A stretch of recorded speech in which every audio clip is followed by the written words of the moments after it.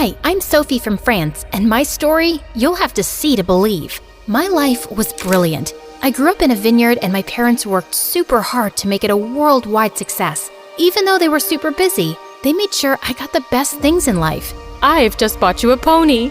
You can take him out on rides around the property. Do you want to get a puppy too? We were super rich, but I didn't care about that. I was homeschooled to take over the family business, but I spent most of my time going on adventures with my best friend Luke. He was the son of our surveyor, Mr. Durand, and a major scaredy cat, but he never said no to my crazy plans, even when they landed us in trouble. Come on, Luke, let's go to the lake and search for sea monsters. Are you crazy? We'll catch a cold, and besides, it's against the rules. Rules schmools. If there was a rule against sneezing, your head would explode from keeping them in, and you'd pick your nose just to tick people off. No, we're not going to the lake, and that's final. But I never took no for an answer, so I jumped over the fence and went running towards the lake. And poor Luke had to follow. But I stopped short when I saw a couple of village boys throwing rocks at a beehive. Hey, leave those poor bees alone. What's it to you, princess? Go back to your stupid grape juice farm. Sophie, we need to head back now. No, you should go back to school and learn how important bees are for the environment. What, Luke? Those aren't bees, Sophie. They're hornets. Just then, a rock tore through the nest, and all the hornets flew out, and they were pissed. But instead of going after the village brats, they attacked Luke and me. We ran for our lives, but we got stung so much that by the time we got home, our faces resembled beach balls, and it hurt. And Luke went ballistic. I told you we shouldn't go. You never listen to me. I'm sick and tired of being your babysitter. Babysitter? The stings really mess with your head. I'm your friend. Friends listen to each other. You're not my friend. Your parents hired me to keep you out of trouble. Luke, stop it. We're honored to serve in any capacity. You might be, but I'm not. She's a reckless maniac. I'm sick of getting hurt because of her. I quit. Mom, what's going on? Sweetie, you're an adventurer, and we didn't want to hold you back. And Luke was the perfect balance to your hyper-personality. So, we paid him to keep you safe. We were only doing what was best for you. You think this is best for me? My entire relationship was a lie. What else have you been lying about? Are you two even my parents, or is someone paying you too? I stormed off to my room and didn't speak to anyone for days. Luke left for the city without saying goodbye, and I felt humiliated that I was such a loser. No one would be my friend if I wasn't rich. Mom and Dad arranged playdates with other kids, but it wasn't the same. Every day I missed Luke, and every day I hated him more. But things at the vineyard got worse. Our wine sales went down, and then a freak storm destroyed more than half the vineyard. We had nothing left, and the bank seized the family estate. Suddenly, we were homeless. Don't worry, darling. As long as we're together, we'll be fine. The Durands have invited us to stay with them for a while. Stay with Luke? But he hates us. Beggars can't be choosers, love. And it's been years. I'm sure he's over all that. It'll be cramped in their small house, but it's temporary. But my jaw nearly fell to the floor when I saw their house. It was a mansion with fountains in the garden. Mr. and Mrs. Durand had made a fortune by making the right investments and were super nice. But Luke, I had to blink hard because I couldn't believe how handsome he'd become. His eyes were still as green as I remembered, and the small dimple still appeared near his lips when he smiled. Suddenly, he reached out and touched my hair. You've still got bugs in your hair. Oh, thanks. I didn't know it was there.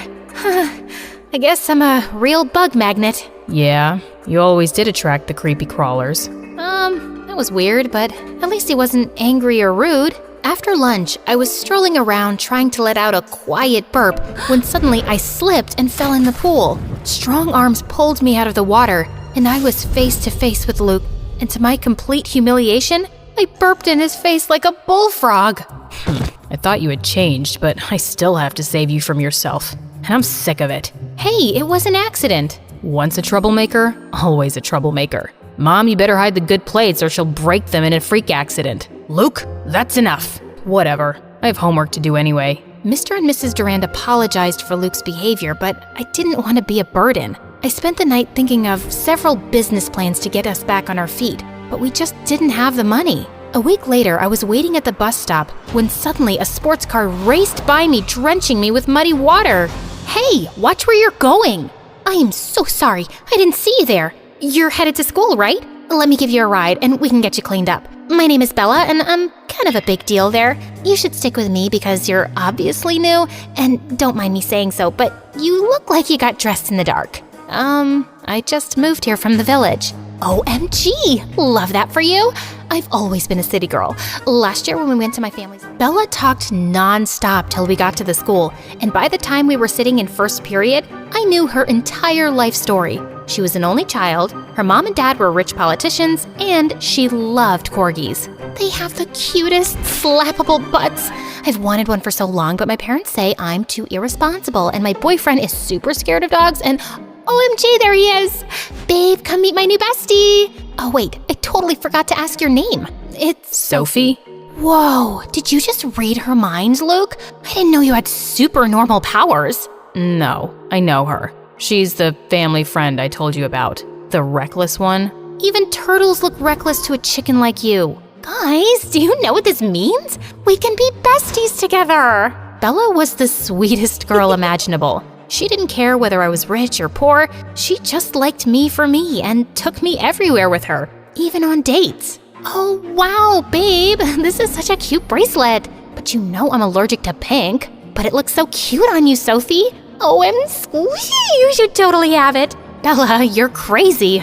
Luke got this for you. I don't mind. See? Our boyfriend doesn't mind. Put it on her, Luke. Our boyfriend? What was going on? My skin tingled as his fingers touched my skin, and Luke stared into my eyes. He was oddly sweet when we weren't at home. And rather than get jealous, Bella clapped and cheered. They were the weirdest couple I'd ever met. But Bella thought I was the weird one. What do you mean you've never read Shakespeare? I was only taught things that would help me run a vineyard. Like, that is hollyroot and will help you with fevers. And that thing you're taking a selfie with is poison ivy. Yikes! Hey, you should make TikToks. OMG, this is the best idea I've ever had. We can go on nature walks, and you can talk about what's poisonous and what isn't. Incredibly, Bella's idea was a hit. I went viral, and people in school started calling me Nature Girl. I even started getting sponsors, and one day, my fans challenged me to participate in Mr. Beast's Squid Game. The contest was tough, and as expected, many people joined the fight. I did my best to win the game, but I lost during the tug of war. Still, it was the best adventure I had ever done. I made tons of new friends as well. Not to mention, seeing Mr. Beast personally is the coolest. My heart jumped when I saw him heading my way. Hi there. Thank you for joining our version of Squid Game. You were great. Thank you, Mr. Beast. We all had a blast, even though we lost. Just being part of your content alone is an experience of a lifetime. Well, making people happy is what my content is all about. I'm glad you had fun. I really did, and it's been quite a long while since I had fun like this. Really? Why is that? Well, sometimes life could get rough all of a sudden. Things happen without warning. That is so true, but no matter what, never stop walking the road to happiness. Never forget the quote, "A journey of 1,000 miles begins with a single step." I felt my eyes sting as Mr. Beast gave me a hug. And just like what Mr. Beast said, I never stopped walking the road to happiness. I kept on seeking adventure, teaching my fans about plants through TikTok. Bella supported me 100%.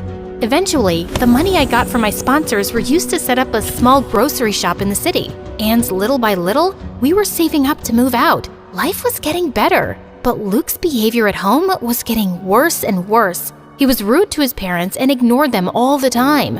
One time, Mrs. Durand asked them to pass the bread, and he accidentally dumped them all on the floor. What is wrong with you? That's no way to behave with your parents. You have no idea what you're talking about. Stay out of it, please. This isn't you, Luke.